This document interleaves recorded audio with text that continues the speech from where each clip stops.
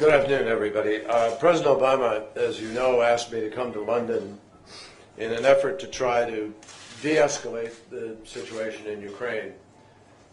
Today, Foreign Minister Lavrov and I engaged in a very in-depth, constructive dialogue on how to address legitimate concerns in the context of a unified, sovereign Ukraine.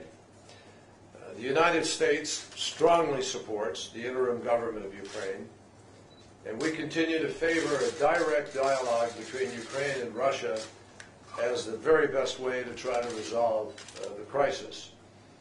I came here in good faith with constructive ideas, which we did put forward on behalf of President Obama in order to try to restore and respect the sovereignty and territorial integrity of Ukraine while addressing at the same time Russia's legitimate concerns.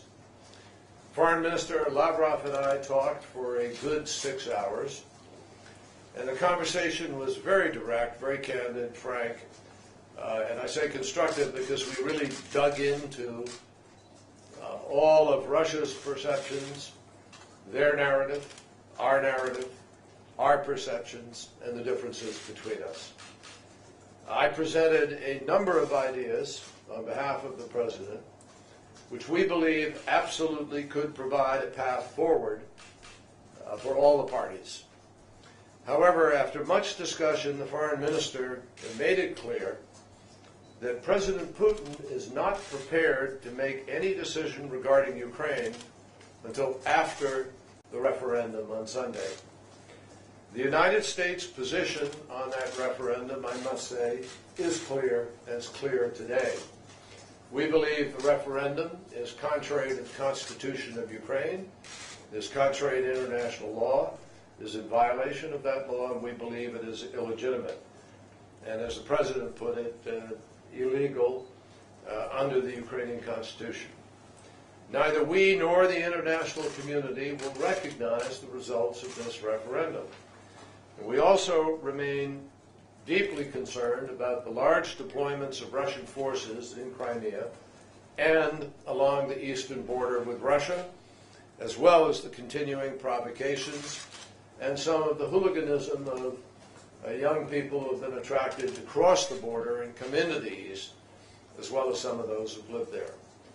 I was clear with Foreign Minister Lavrov that the President has made it clear there will be consequences if Russia does not find a way to change course. And we don't say that as a threat.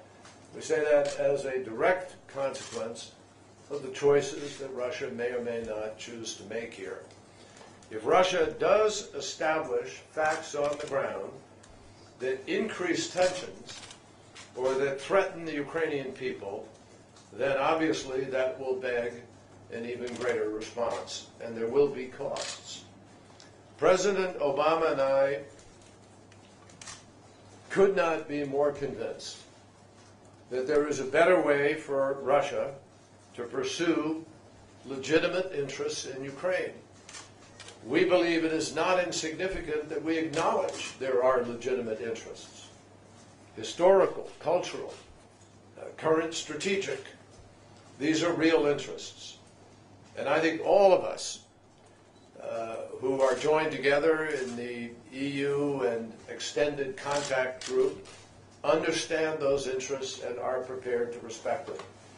But that requires also that Russia would respect the multilateral structure that has guided our actions since World War II and the need for all of us to try to resolve this challenge and to meet those interests through the international multilateral legal norms which should guide all of our behavior. Foreign Minister Lavrov and I talked about that, and we talked about the other options that are available. Options of dialogue, options of various contact meetings that could take place, options of international legal remedy, options of joint multilateral efforts that would protect minorities, UN options, international human rights organization options, many options for the ways in which any challenges to the safety or security or rights of people could be addressed. We are certainly prepared to join in an effort to protect those rights, whether they be the rights of Ukrainian living in the West, a Ukrainian living in the East, somebody of Russian language and Russian descent who might feel threatened. All minorities, all people should be protected. Foreign Minister Lavrov and I agreed that we are going to stay in touch in the next days on Ukraine, as well as on the other issues of concern which we are working on, Syria, Iran, and other challenges of mutual concern. Before I close, I just want to reiterate what President Obama said in the Oval Office on Wednesday when he visited with Ukrainian Prime Minister Arseniy Yatsenyuk.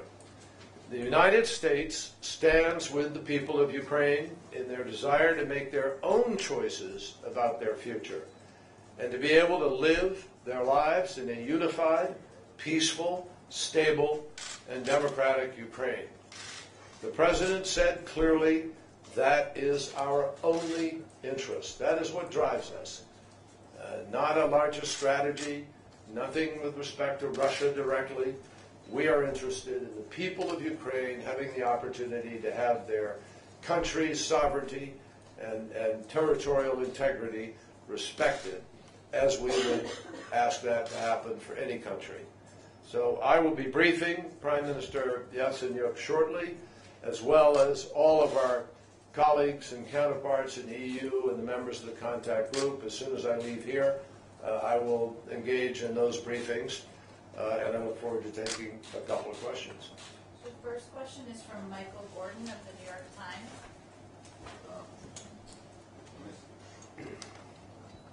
Mr. Secretary, as you noted, Russian troops are carrying out an extensive military exercise near Ukraine, and at the same time, the Russian Foreign Ministry said just today that the Kremlin reserves the right to protect what it calls compatriots' lives in Ukraine. Did you obtain a clear assurance from Mr. Lavrov that Russia would not use these forces to intervene in eastern Ukraine? What, as they have in Crimea, what did they say is the purpose of this exercise? And has Russia abided by its obligations to provide OSCE nations with timely and accurate information about the size of the exercise, the types of forces involved, the purpose of the exercise? Have they done that for this current exercise, and have they done that for the one immediate prior? Well, let me answer the second part of the question first. I don't know whether or not they've made that notification. I've been wrapped up in these talks, and I've been wrapped up in other talks. So I'm not aware of whether or not that notification was made. But I can tell you, indeed, we talked about these exercises, and we talked about the level of troops that are deployed, where they're deployed, what the purpose is. And I raised very clearly the increased anxiety that is created within Ukraine as a consequence of this. And we talked about one of the proposals that we made. I'm not going to go into all of them, but one of the proposals we made discussed the possibility of drawing all forces back, reducing these tensions, returning to barracks, having a freeze on those kinds of deployments while the diplomacy is working. I think, in fairness, that Foreign Minister Lavrov is going to report that proposal back to President Putin, as he will all of the proposals that we put on the table this afternoon. He's going to fly back, have that discussion with him. So the President will be well aware, President Putin, of all of the options that we've offered. But that was certainly one of the principal areas of discussion, is this increased tension created by these additional deployments in Crimea, as well as along the border of the east, and the need to try to reduce that kind of tension. And it's our hope that they will take those necessary steps. With respect to assurances, it's my understanding this afternoon that Foreign Minister Lavrov gave assurances publicly with respect to their intent. But, you know, I think all of us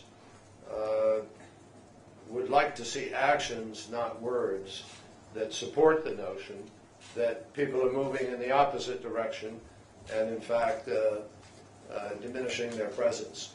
And I think right now, in this particular climate, given what has been happening, we really need to hear a more declarative policy in order to make clear where Russia is proceeding with respect to these troops and these exercises. Laura Jakes from AP. Thank you. Mr. Secretary, you said last week that Crimea is Ukraine. Foreign Minister Lavrov just told reporters that Crimea is more important to Russia than Falklands is to Britain. Given that, did you get any indication from Mr. Lavrov that Russia would not annex Crimea in the event of a vote to secede? And if not, or even if so, why wouldn't even greater autonomy for Crimea, as Kiev said it will allow, why would it not set a dangerous precedent for the rest of the region in terms of appeasing Russia? Well, the issue of additional autonomy for Crimea has been one that has constantly been on the table. It's been on the table prior to Russia making these moves. So that's really a decision for the Ukrainian government to make, number one. Number two, in his visit to Washington, Prime Minister Yatsenyuk made it very clear they are prepared to provide additional autonomy. And they see that as no threat to the integrity and sovereignty of Ukraine. They, in fact, I think, see it as strengthening it. But we don't know definitively what President Putin is going to decide.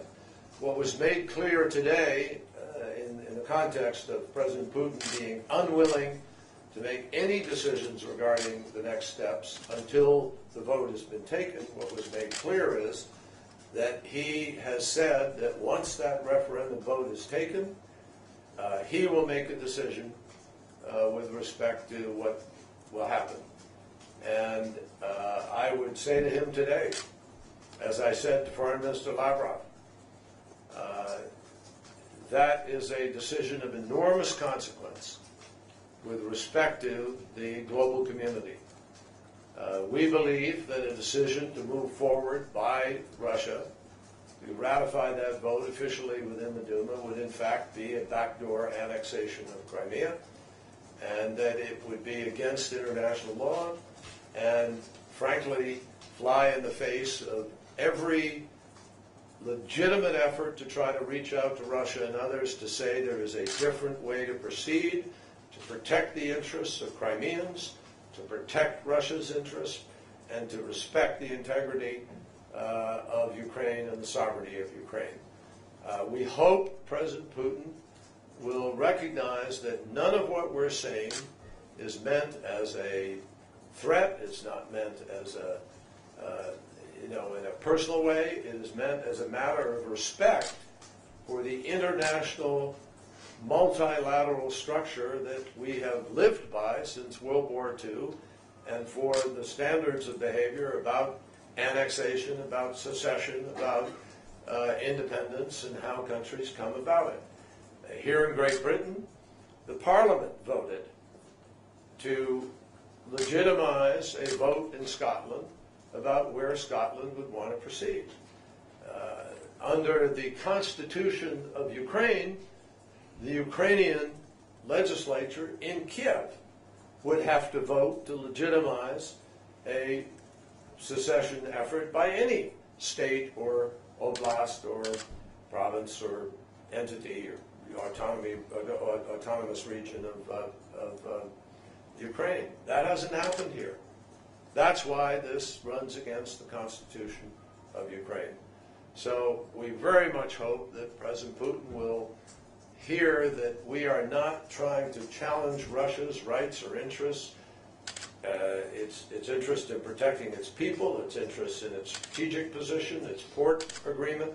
None of those things are being threatened here. They can all be respected even as the integrity of Ukraine is respected.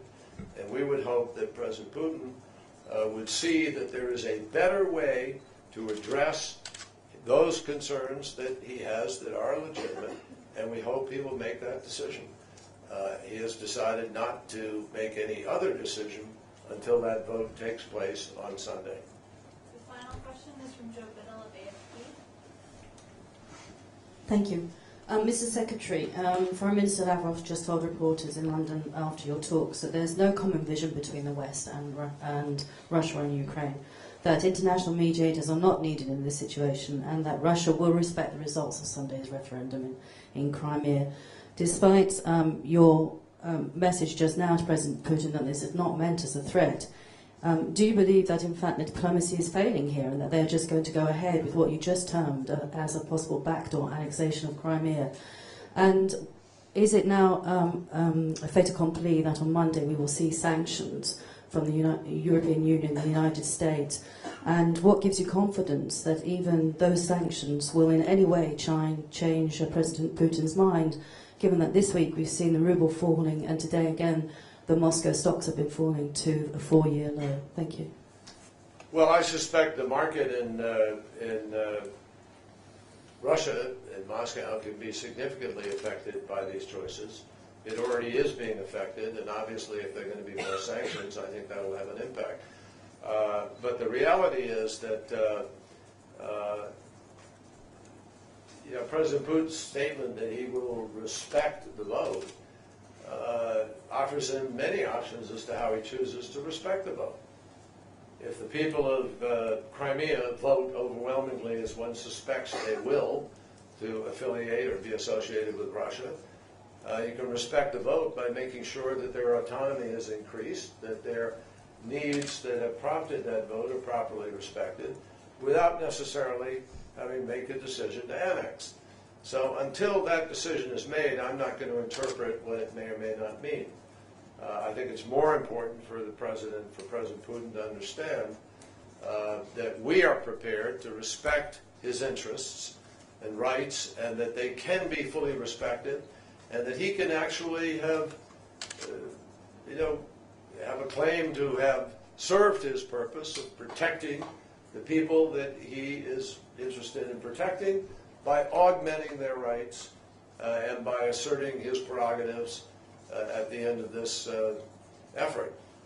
So there are other options, and that's what we're continually trying to say. And until he has made his decision, those options are still on the table and alive, and we hope he will make a different set of choices. With respect to, what was the other part of your question about the...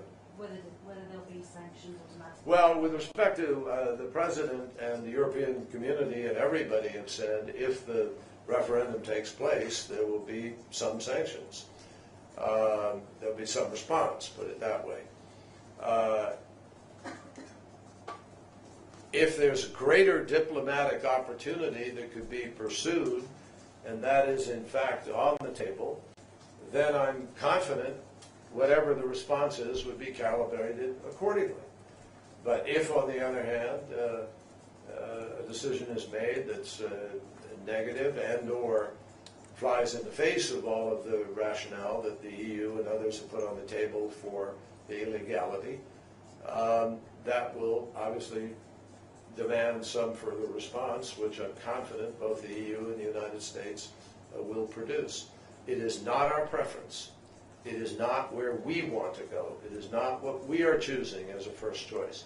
But if the wrong choices are made, then there will be no choice but to respond appropriately because of the gravity of this breach of international standard, breach of international law, and challenge, frankly, to the global standard by which nations have been called on to try to behave. And we believe that the consequences are consequences that could be felt in many other parts of the world. There are many places where people might take the wrong lesson from that, and I think many people are concerned about that. Thank you all very, very much. Thank you.